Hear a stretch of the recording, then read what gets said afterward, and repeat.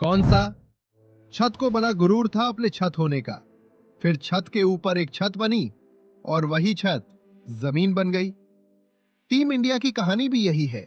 हमें बड़ा गुरूर था अपनी बैटिंग लाइनअप पर, लेकिन न्यूजीलैंड की वो टीम जिसमें ना रचिन रविंद्र थे, ना केन विलियमसन थे, ना मैट हेनरी थे, उसने इंडिया को इंडिया में पहली बार हरा दिया। नमस्कार दोस्तों, मैं हूं उमंग और आप देख रहे हैं क्रिकेट फैक्ट्स। और आज हम बात करेंगे उस हार की जिसने इंडिया के अंदर सिस्टम, सिलेक्शन और माइंडसेट तीनों को कटघरे में खड़ा कर दिया है। ये हार सिर्फ हार नहीं है। देखो भाई, हार तो क्रिकेट में होती रहती है, लेकिन हर हार एक जैसी नहीं होती। एक हार होती है जहां आप फाइट करते हो, एक हार होती है जहां आप आउटप्ले होते हो, और एक हार होती है जहां आप बिखर जाते हो। और इंडिया की ये हार, खासकर घर में न्यूजीलैंड की बी टीम के सामने, ये बिखरने वाली हार है। क्योंकि ये सिर्फ रन नहीं थे, ये सिर्फ विकेट नहीं थे, ये हार इंडिया के अंदर चल रही कुछ पुरानी दिक्कतों का बड़ा एक्सपोज है। History blow. 1988 से अब तक जो नहीं हुआ वो 2026 में हुआ। 1988 से लगातार हम न्यूजीलैंड के खिलाफ सीरीज खेल रहे हैं। हर 3 4 5 साल में न्यूजीलैंड भारत आता है, लेकिन इंडिया उन्हें हराती रही है। लेकिन आज इतिहास टूट गया। जो 1988 में नहीं हुआ, 95 में नहीं हुआ, 99 में नहीं हुआ, 2010 में नहीं हुआ, 2016 से 17 में नहीं हुआ, 2023 में नहीं हुआ, वो 2026 में हो गया। पहली बार न्यूजीलैंड ने इंडिया को इंडिया में हरा दिया। That's huge, that's painful. और ये हार ऐसे समय पर आई है जब पहले ही टीम इंडिया का माहौल अनस्टेबल है। 2024 में हम टेस्ट हारे, रोहित विराट की टेस्ट से विदाई हो गई, और अब ओडीआई में भी हार। मतलब साफ है, ये सिर्फ एक मैच नहीं, एक पैटर्न बनता जा रहा। बी टीम वाली बात सबसे ज्यादा चुभती है। अब यहां सबसे बड़ा पॉइंट पकड़ो, ये न्यूजीलैंड की टीम फुल स्ट्रेंथ नहीं थी। ना रचिन रविंद्र, ना विलियमसन, ना मैट हेनरी, और फिर भी उन्होंने 337 ठोक दिए। और सिर्फ रन नहीं बनाए, उन्होंने इंडिया की बॉलिंग को ऐसा पढ़ा जैसे कोई ओपन बुक पढ़ता है। आप सोचो जरा, न्यूजीलैंड में डेब्यूज हो रहे हैं, लड़के नई नई सीरीज खेल रहे हैं, और इंडिया की प्रीमियम टीम उनके सामने डिफेंड नहीं कर पाई। ये वाला सीन बहुत हैवी है। इंडिया का कोलैप्स 71 पर 4, ये नंबर बहुत कुछ कहता है। इंडिया 50 ओवर भी नहीं खेल पाई। आप बहाने दे सकते हो कि टॉप ऑर्डर नहीं चला या मिडिल ऑर्डर दबाव में आ गया, बट इट्स क्वाइट पेनफुल। 71 पर 4 थे हम, और आउट कौन कौन? रोहित शर्मा, शुभमन गिल, श्रेयस अय्यर, केएल राहुल। ये छोटे नाम नहीं है भाई, ये तो वही नाम है जिनके दम पर हम कहते थे हमारी बैटिंग वर्ल्ड क्लास है। तो फिर सवाल बनता है, जब बड़े नाम फेल होते हैं तो क्या हमारी टीम सच में स्टेबल है? और असली प्रॉब्लम क्या है? प्रॉब्लम ये नहीं कि आप आउट हो गए, प्रॉब्लम ये है कि आप एक जैसी गलतियां बार बार दोहरा रहे हो। रियल इशू, प्रेशर हैंडलिंग गायब है। हर बार वही सीन, टॉप ऑर्डर जल्दी गिरता है, मिडिल ऑर्डर दब जाता है, बॉलिंग विकेट नहीं निकालती, और फिर मैच हाथ से निकल जाता है। मतलब टीम इंडिया का माइंडसेट अभी भी वही है, पहले हम मैच को कंट्रोल करेंगे।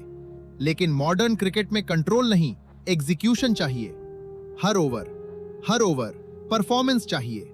और जब सामने वाली टीम फियर फ्री खेलती है तो आपकी प्लानिंग एक्सपोज होती है। न्यूजीलैंड ने वही किया। खिलाड़ियों पर सवाल। 1, रविंद्र जडेजा। सबसे बड़ा सवाल अब सबसे पहले आते हैं रविंद्र जडेजा पर। जमाना गुजर गया रन बनाए हुए, विकेट निकाले हुए। वो टीम में है, लेकिन उनका इंपैक्ट अब उतना नहीं दिखता। और ओडीआई क्रिकेट में अगर आपका प्लेयर सेफ ऑप्शन बन जाए तो फिर आप मैच नहीं जीतते, आप बस मैच में टिकते हो। और आज के ओडीआई में टिकना नहीं चलता भाई, आज मैच विनर चाहिए। जडेजा से सवाल इसलिए भी बड़ा है क्योंकि रोल क्लैरिटी नहीं है।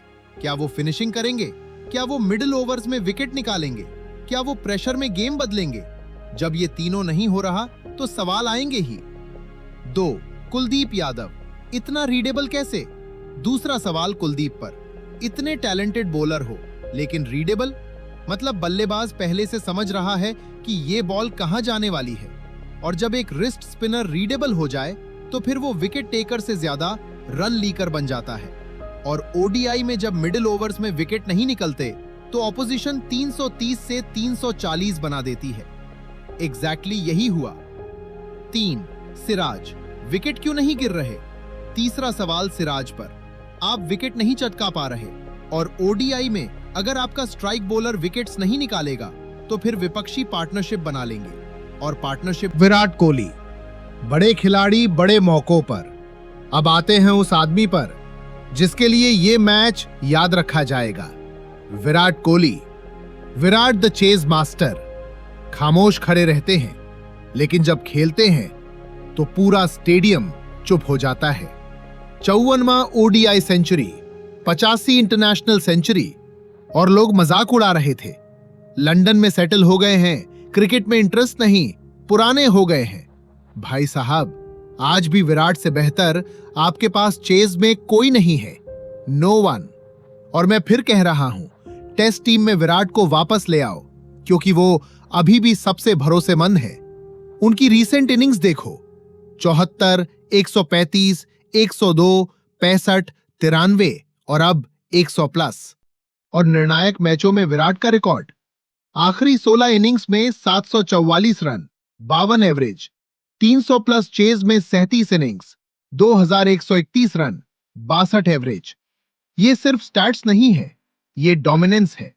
परफॉर्मेंस से जवाब। और साथ में हर्षित राणा, 43 गेंद, 42 रन, 4 चौके, 99 की पार्टनरशिप।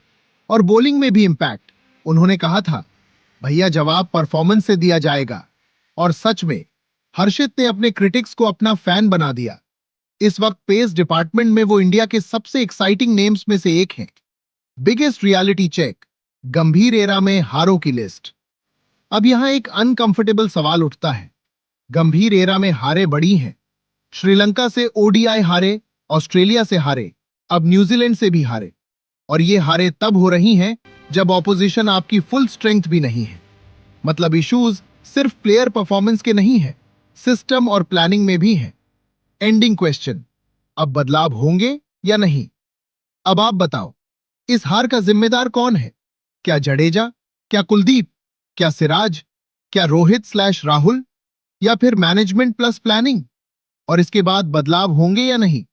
मुझे लगता है सबसे बड़ा क्वेश्चन जडेजा पर जाएगा, फिर कुलदीप, सिराज, और उसके बाद सिलेक्शन डिबेट शुरू होगी। और हां, T20 में ईशान किशन का चांस बढ़ता दिख रहा है। अब आपकी बारी है। कमेंट सेक्शन में बताओ, इस हार का सबसे बड़ा जिम्मेदार कौन है? वीडियो पसंद आया हो तो लाइक कर देना और ऐसी शार्प क्रिकेट एनालिसिस के लिए क्रिकेट फैक्ट्स को सब्सक्राइब करके बेल आइकॉन दबा देना। मिलते हैं अगली वीडियो में।